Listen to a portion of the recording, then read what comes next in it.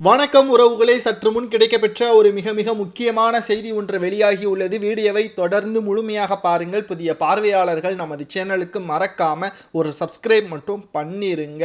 எடப்பாடி பழனிசாமியின் கதை முடிந்துவிட்டது என்று நாம் கூறலாம். வட மாநிலங்களில் நடைபெற்ற சட்டமன்ற தேர்தலில் 4 மாநிலங்களில் 3 மாநிலங்களை கைப்பற்றிய பாஜக தற்பொழுது கூட்டணியை இழந்துவிட்டோம் என்று எடப்பாடி பழனிசாமி அவர்கள் கதறும் விதமாகத்தான் தற்பொழுது இணையதளங்களில் பதிவுகளும் செய்யப்பட்டு வருகிறது.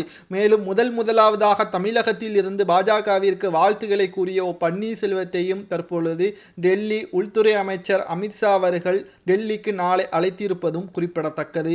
மேலும் பாஜக அதிமுக கூட்டணியை வலுவு செய்ய வேண்டும் என்பதற்கான ஆலோசனை நாளை நடைபெற உள்ளதாகவும் இதனால் எடப்பாடி பழனிசாமி அவர்கள் மிகவும் அதிர்ச்சியடைந்துள்ளதாகவும் தகவல்கள் வெளியாகி இருக்கிறது. 2024 நாடாளுமன்ற தேர்தலில் மீண்டும் பிரதமர் மோடி அவர்கள்தான் ஆட்சியை கைப்பற்றுவார் என்பது பன்னீர்செல்வம் அவர்கள் ஏற்கனவே வெளியிட்டிருந்தார். தற்பொழுது மீண்டும் ஒரு பெரிய ஆபத்தில் எடப்பாடி பழனிசாமி அவர்கள் சிக்கியிருப்பதும் நாடாளுமன்ற தேர்தலில் கூட்டணி பாஜகவுடன் கிடையாது என்று எடப்பாடி பழனிசாமி அவர்கள் அறிவித்ததில் இருந்தே பல பிரச்சனைகள் எடப்பாடி பழனிசாமி அவர்களால் அதிமுகவில் வந்து கொண்டுதான் இருக்கிறது.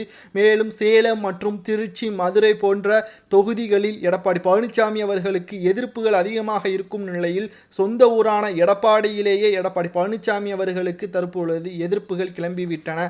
ஈரோடு கிழக்கு தொகுதி இடைத்தேர்தலில் இதுவரைக்கும் காங்கிரஸ் வேட்பாளரான EVK இளங்கோவன் அவர்கள் வெற்றியடைந்ததில்லை. ஆனால் 56,000 ஓட்டுகள் வித்தியாசத்தில் காங்கிரஸ் வேட்பாளர் EVK இளங்கோவன் அவர்கள் வெற்றியடைந்ததுதான் மிகப்பெரிய ஒரு கேவலமாக எடப்பாடி பழனிசாமி அவர்களுக்கு அமைந்தது. பன்னீர்செல்வம் அவர்களின் வேட்பாளரை நிறுத்தியிருந்தால் மிகப்பெரிய வெற்றியை அதிமுக ஏற்படுத்தி இருக்கும் என்று பலரால் விமர்சனம் செய்யப்பட்டது. இந்த நிலையில்தான் சமீபத்தில் அதிமுக பாஜக கூட்டணி கிடையாது என்று எடப்பாடி பழனிசாமி அவர்கள் மட்டுமல்லாமல் அவரது ஆதரவாளரான ஜெயக்குமார் மற்றும் CV சண்முகம் மற்றும் தங்கமணி, வேலுமணி இவர்கள் அனைவரும் கூட்டணி கிடையாது என்பதை உறுதியளித்தனர். ஆனால் தற்பொழுது வட மாநிலங்களில் 3 மாநிலங்களை கைப்பற்றிய பாஜக தற்பொழுது வெற்றியின் காரணமாக கலக்கத்தில் எடப்பாடி பழனிசாமி அவர்கள் என்ன செய்வதென்று தெரியாமல் அதிர்ச்சிக்குள்ளாகி இருப்பதும், மேலும் எடப்பாடி பழனிசாமி அவர்களின் வழக்கு மற்றும் அவரது ஊழல்கள் அனைத்தையும் வெட்ட வெளிச்சத்திற்கு கொண்டு வருவதற்கான ஏற்பாடுகளை அண்ணாமலை அவர்கள் செய்து வருவதாகவும் தகவல்கள் வெளியாகி இருக்கிறது.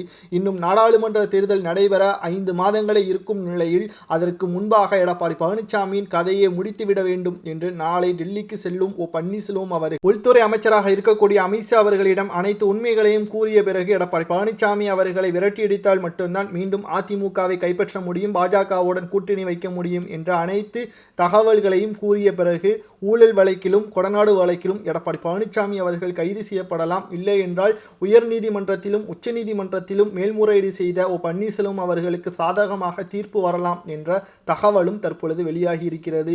மேலும் இதோடன் எடப்பாடி பழனிசாமியின் கதை முடிந்துவிடும் என்றும் அரசியல் வட்டாரங்களில் பேசப்பட்டு வருகிறது.